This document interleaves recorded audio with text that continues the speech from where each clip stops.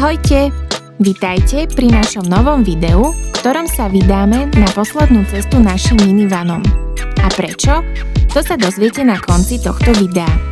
Navštívili sme Hallstatt a Šumavu. Momentálne sa nachádzame pri Hallstattskom jazere. Toto miesto sme si našli cez aplikáciu Park4Night a strávili sme tu 3 noci. Z tohto parkoviska to do Hallstattu trvá približne 5 minút jazdy autom.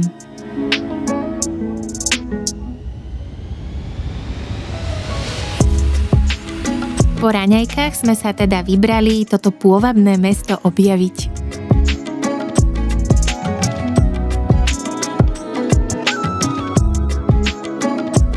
Hallstatt sa nachádza v Hornom Rakúsku, v minulosti sa tu ťažila soľ, obklopuje ho pohorie Dachstein, ktoré spolu so soľnou komorou sú zapísané v zozname UNESCO.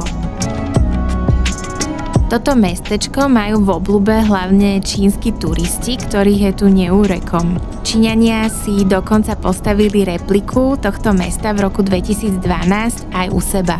My sme tu strávili 2 hodiny a parkovanie bolo 8 eur.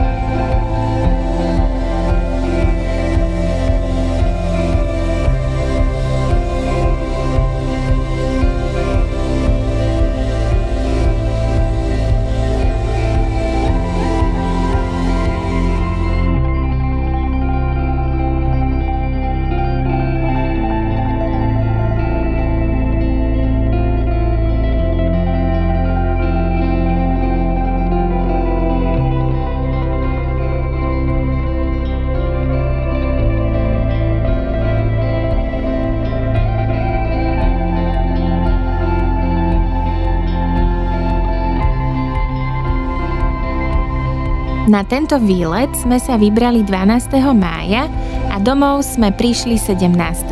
Takže tu bolo celkom málo ľudí.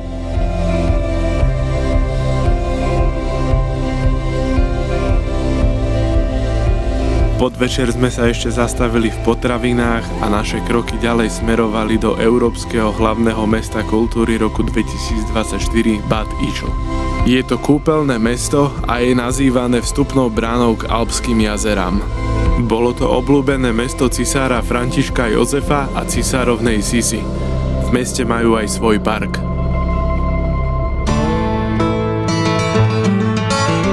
Jedna z vecí, na ktorú sme sa sem najviac tešili, bolo člnkovanie na Hallstattskom jazere.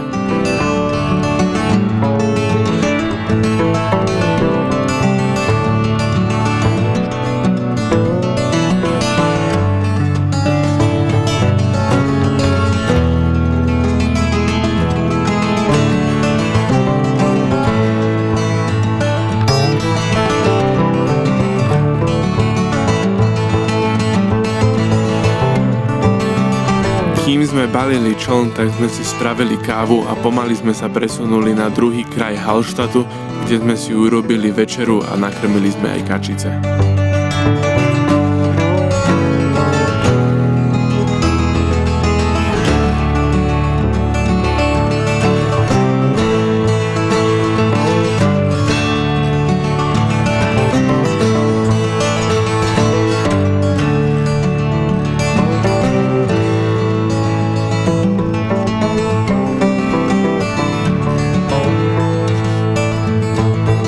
druhý deň po raňajkách sme sa vybrali na menšiu túru na Wasserfall Wand. Nachádza sa pri pohorí Dachstein.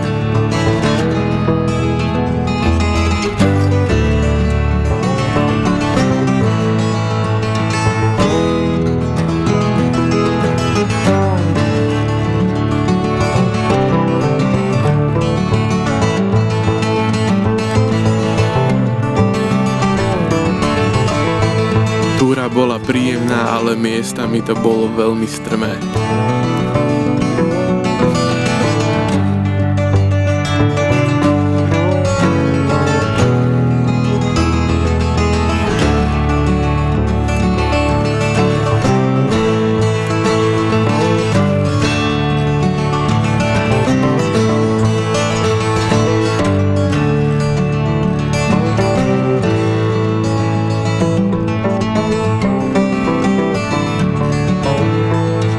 Keď sme prišli na koniec túry, tak namiesto Wasserfall Wand tam už bol iba Wand, ale za to boli krásne výhľady.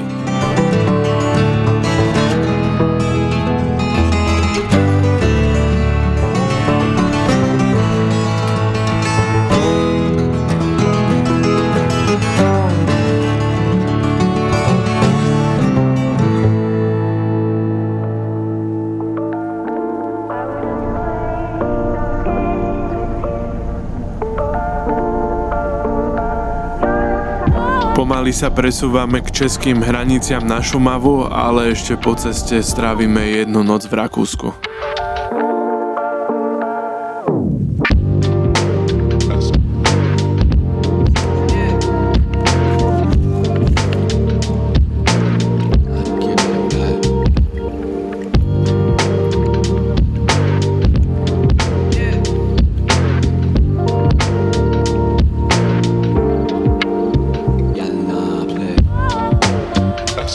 Uvarili sme si večeru, namiešali sme si aperol a keďže bol máj a majstrovstvá sveta v hokeji, tak sme si našich pozreli.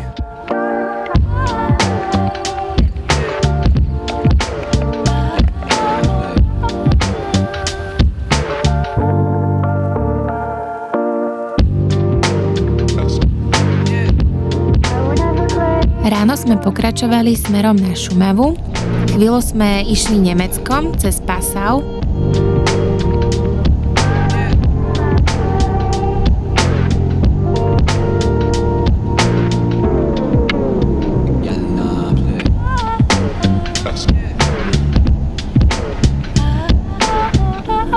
Napokon sme dorazili do Českej republiky. Na jednu noc sme sa rozhodli ubytovať, keďže ubytovanie sa nachádzalo priamo v Národnom parku Šumava. Rezervovali sme si ho cez Booking a volá sa to Apartmany na samote. Na odporúčanie správcu šumavských lesov, lúk a hájov sme sa vydali na túru po hornovltavických pastvinách, ktorá vedie priamo od ubytovania.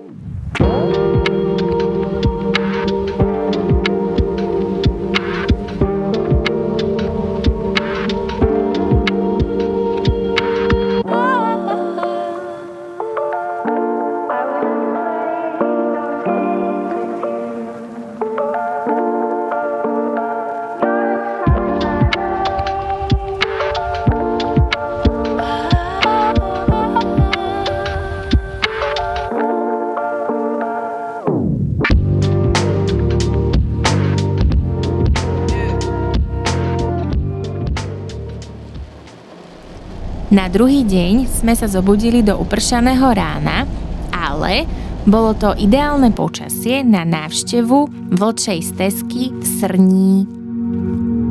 Vlčí výbeh je zadarmo, platí sa len parkovanie 50 kaček na hodinu. Ak chcete byť na stezke sami, treba sa vybrať v doobednejších hodinách a za sichravého počasia.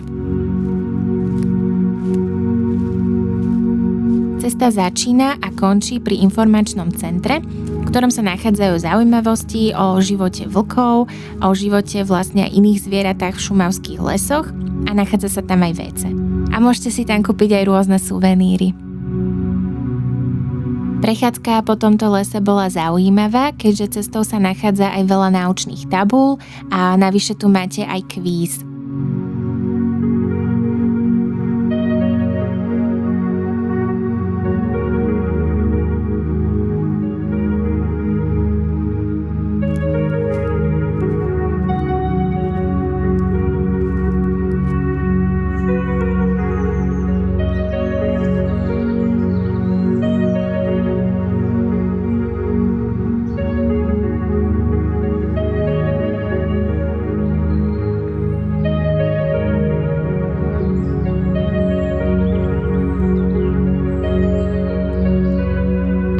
ceste nezabudnite si so sebou zobrať ďalekohľad. Zíde sa vám viac ako telefón. My sme tu boli okolo 11. hodiny a videli sme celkom dosť vlkov a aj sme ich počuli.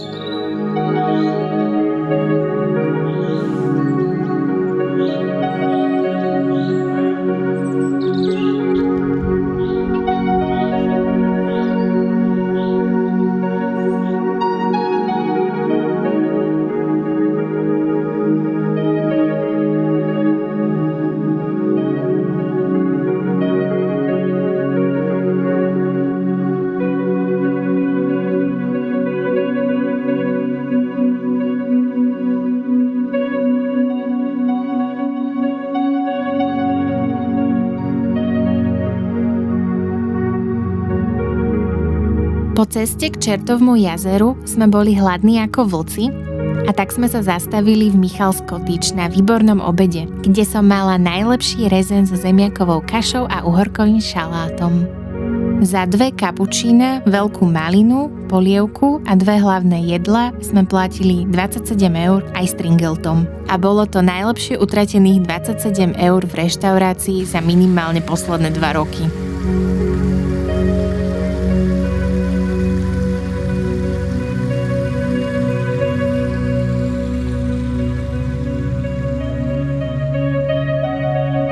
Pomaly sa blížime k Čertovmu jazeru, ktoré sa nachádza v nadmorskej výške 1030 metrov nad morom.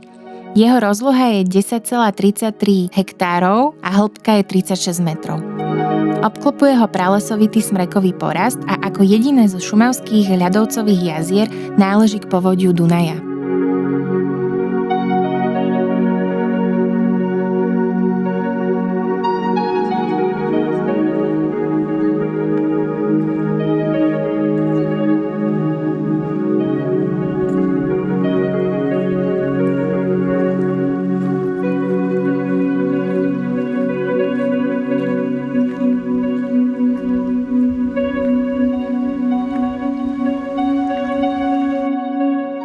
Ďakujeme vám za sledovanie tohto videa a budeme veľmi radi, ak nám naňho dáte like, začnete odoberať náš kanál, prípadne zazdieľate naše video.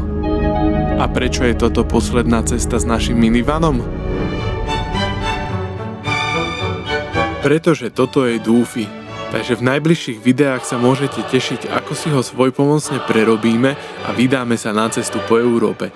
Nezabudnite si nastaviť zvonček, aby vám neuniklo žiadne naše nové video.